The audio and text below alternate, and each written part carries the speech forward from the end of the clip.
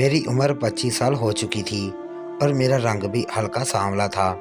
کوئی بھی مجھ سے شادی کرنے کو تو تیار نہ ہوتا، اور اگر کوئی شادی کی حامی بھی بھر لیتا تو اماں انکار کر دیتی۔ مجھے اماں کے انکار کرنے کی یہ وجہ سمجھ نہیں آتی تھی۔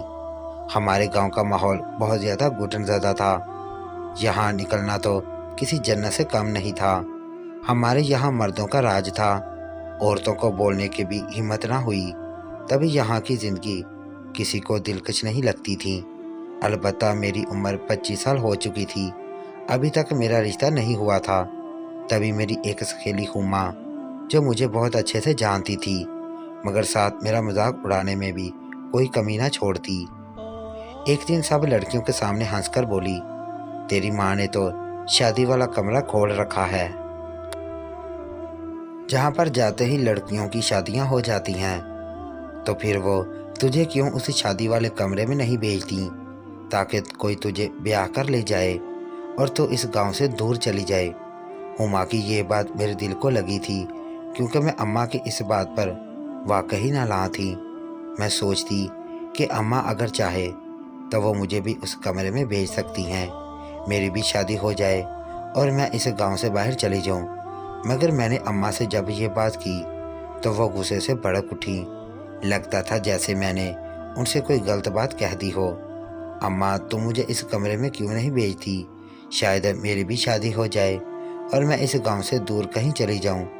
میں نے ہما کی بات دہرائی تو اماں نے میرے منہ پر انگلی رکھتے ہوئے مجھے خبردار کیا کہ آج تو تو نے یہ بات کر دی ہے، دوبارہ یہ بات مت کرنا، ورنہ مجھ سے برا کوئی نہیں ہوگا۔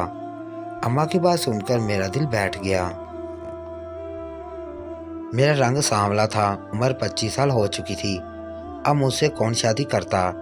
جبکہ میری ماں تھی کہ اسے پورے گاؤں کی لڑکیوں کی شادیوں کی فکر تو تھی، پر میری کوئی پرواہ نہیں تھی۔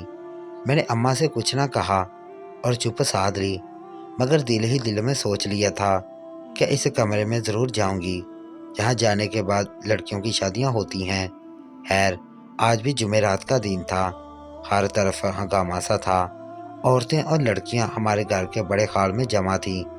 دادا ابو ایک طرف بیٹھے ہوئے تھے، ان کی آنکھیں خون انگار ہو رہی تھیں، جبکہ میری اماں عورتوں کو ڈم ڈال رہی تھیں۔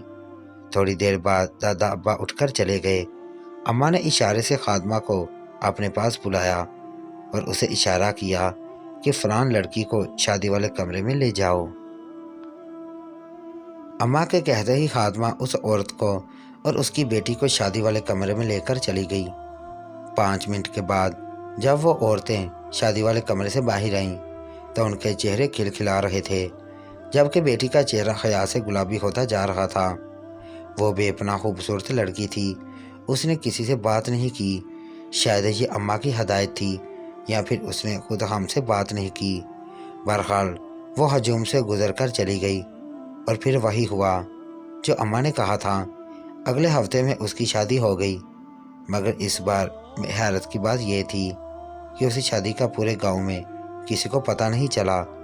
سبین کے بعد یہ دوسری لڑکی تھی جس کی شادی ہونے کے بعد اس کے دولہا کو نہ کسی نے دیکھا نہ کسی نے سنا۔ لڑکی جس کا نام نادیہ تھا، شادی کے بعد گاؤں سے دور چلی گئی اور ہم پھر ایک بار دیکھتے رہ گئے۔ اب تو پورے گاؤں میں یہ بات مشہور ہو چکی تھی کہ الفت کے گھر میں جو کمرہ ہے وہاں جاتے ہی دوسرے دن اس لڑکی کی شادی ہو جاتی ہے۔ تبھی دور دور سے لڑکیاں اماں کے پاس آنے لگیں، مگر اماں ہر ایک کو اس کمرے میں نہ بھیجتیں، صرف اسی لڑکی کو چن کر بھیجتیں جس سے وہ اکیلے میں بات چیت کرتیں۔ پھر نہ جانے کیا راز و نیاز کی باتیں ہوتیں، اور تب اماں جا کر ایک لڑکی کو اس کمرے میں بھیجتیں اور اگلے ہی ہفتے اس کی شادی ہو جاتی۔ پچھلی 4 شادیاں ہونے کے بعد اماں عقیدت اور اماں کی شہرت پورے علاقے میں پھیل چکی تھی۔ ہر کوئی ان سے اپنی بیٹی کے لیے دعا کروانے آتا، اور ہر کوئی خاص لڑکی اگر ان کو اچھی لگتی تو وہ شادی والے کمرے میں بھیج دیتی۔ بہرحال اب میں نے سوچ لیا تھا کہ میں ہما کی بات کا جواب دے کر رہوں گی اور اس کمرے میں جا کر اپنی شادی کی امید تو خود کو لگاؤں گی، لیکن ایسا کرنے کے لیے مجھے اماں کو دھوکہ دینا تھا۔ انہیں راستے سے ہٹانا تھا، کیونکہ اماں نے مجھے سختی سے منع کر رکھا تھا کہ کچھ بھی ہو جائے تم نے اس کمرے تک نہیں جانا۔ میں نے اماں کی بات مان لی اور ان کو یہ محسوس کروایا کہ میں اس کمرے تک جانا نہیں چاہتی، لیکن بات دراصل یہ تھی کہ اماں ہر وقت اس کمرے کے آگے بیٹھی عورتوں کو دم دیتی رہتی۔ اس وجہ سے میں ان کی نظروں سے چھپ نہیں سکتی تھی۔ پھر وہ خادمہ جو اماں کی خاص خادمہ تھی، وہ بھی انہی کی بات پر اور ہدایت پر عمل کرتی، میری کسی بات کو خاطر میں نہ لاتی۔ مجھے ان دونوں کی نظروں سے چھپ کر اس کمرے میں جانا تھا، لیکن یہ بات میں ارم سے چھپا نہ سکی۔ ارم میرے چچا کی بیٹی تھی اور میں اس کے ساتھ بچپن سے کھیلتے بڑی ہوئی تھی۔ میں نے اسے اپنا مسئلہ بیان کیا، کہنے لگی، تم کتنی بڑی بیوقوف ہو اگر تمہیں اس بات پر یقین بھی ہے کہ اس کمرے میں جانے سے تمہاری شادی ہو جائے گی تو تمہیں کسی اور دن اس کمرے میں جانا چاہیے۔ تم کون سا اس گھر میں پرائی ہو، ہر وقت تو تم یہاں رہتی ہو۔ تم اس دن مت جانا جب یہ شادی والا کمرہ کھولا جاتا ہے، بلکہ ہم کسی اور دن اس کمرے میں جائیں گے تاکہ ہمیں ساری حقیقت کا اندازہ بھی ہو سکے۔ ارم کی بات صحیح تھی۔ اس دن جب اماں آس پاس عورتوں ہوا کرتی تھی، مجھے اس کمرے میں نہیں جانا چاہیے تھا۔ تب ہم نے جمعرات کی بجائے اتوار والے دن کا انتخاب کیا۔ اس دن میں نے اور ارم نے بڑی مشکل سے اس کمرے کی چابی ڈھونڈی۔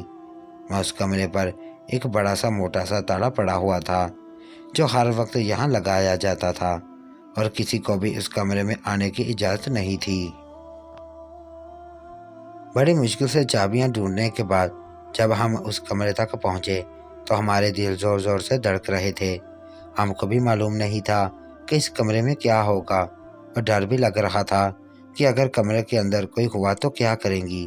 تبھی میں نے کمرے کا دروازہ آہستہ سے کھولا اور یہ جان کر مجھے بہت عجیب سا لگا کہ اس کمرے میں ایک موٹی دیوار تھی جس کی دوسری بار کچھ محسوس ہو رہا تھا، لیکن اس سے پہلے کہ ہم دیوار پار کر کے دوسری جانب دیکھتی، اماں کو اس بات کی خبر ہو گئی اور وہ دوڑتی ہوئی اس کمرے تک آئیں اور کسی چیل کی مانند مجھ پر جھپٹ پڑی۔